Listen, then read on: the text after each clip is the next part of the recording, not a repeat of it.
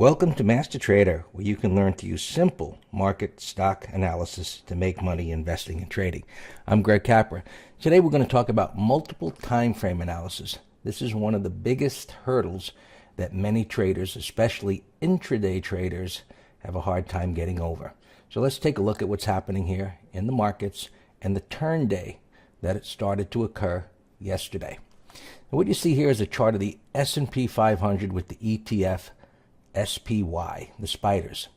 So the markets have been up several days in a row, started with what we call a wide range bar, igniting a move after a bottoming tail bar that was a breakdown failure. A lot of terms there, but this terminology tells us what's happening in the markets and stocks and powerful signals as to when to buy and sell.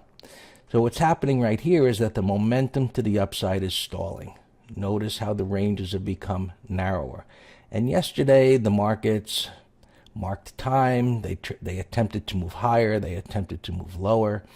So this is what we call the beginning of a turn day. And to confirm a turn day, at a minimum, a turn day to the downside, prices have to break a prior day's low. However, that doesn't mean as an intraday trader, we can't trade before the turn happens, and many do. But there's ways to do that where the odds are in your favor, and there's others where it's not. But let's explain some of it. First of all, this move up in the S&P 500 moved above a prior swing high, which shows strength. So we've got a bottoming pattern here, and then prices were able to exceed the prior swing high. In a situation like that, we look to buy pullbacks, maybe into the area of this unfilled gap. But the idea is that once you have this type of strength, you look to buy pullbacks, looking for prices to continue to move higher. Now, this can happen in a few different ways. But if we're looking to trade the turn, if we're only using the daily chart, it has to break a prior day's low. And that could give you your signal to sell short if you want to trade against a trend. This small trend right here. I don't suggest it as a swing trade, but as an intraday trader, we could certainly do that. I'll show you another example how we would do it as a swing trade. So, as we move down in time frames, the multiple time frame analysis, we go to the hourly chart. This is a choice. So you have choices. What are the time frames of choice that you're going to use? And when does it put the odds in your side? Okay. So, the hourly time frame here is still in an uptrend. Higher highs, higher lows. Yesterday, it made a higher high on a gap up, and then it pulled back into the area of the unfilled gap and began to stabilize. So during this move down, as an intraday trader, you have a choice. Did you want to trade on the move lower at that time? You could. But the odds aren't overwhelmingly in your favor yet, even though it could have worked out. It depends on your trading plan. And I can show you ways to do this, ideally in our chat room, the green room, and how to do that. But we had this discussion about multiple time frames in the room and how to do this yesterday. So here's the 5-minute chart of the spiders. And one of the things that I showed the traders in there was this head and shoulders top that occurred, and some put on options positions in anticipation of this move down because of where the daily chart was. That's another conversation and education.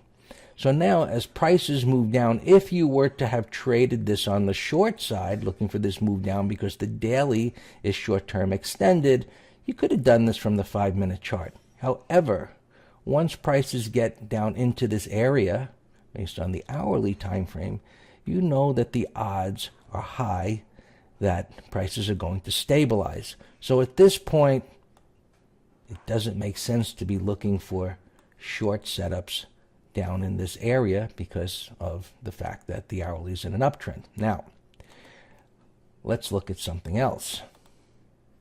Here's Goldman Sachs.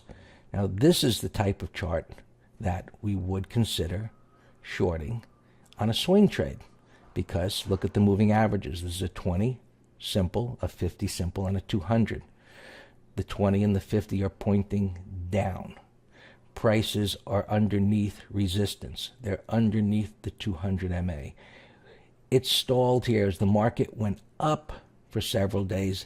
Goldman Sachs actually stalled and went sideways. It went slightly up yesterday but came back down. This is what we call a topping tail. That being said, the hourly is still in an uptrend. So as an intraday trader, I know that the hourly being in an uptrend, if I was going to short this intraday, the odds still are not overwhelmingly on my side. So here's the 5-minute chart of Goldman Sachs, and it doesn't look that different than the spiders. Somewhat different, agreed, but there are some similarities here where it eventually had moved down. So as an intraday trader, I still don't have the odds overwhelmingly on my side for a relatively large move. Scalpers can always find some trade to pull a few pennies out of, but even as intraday traders, from our point of view, we're looking for more than a couple of pennies that you can often give that back in a blink of an eye.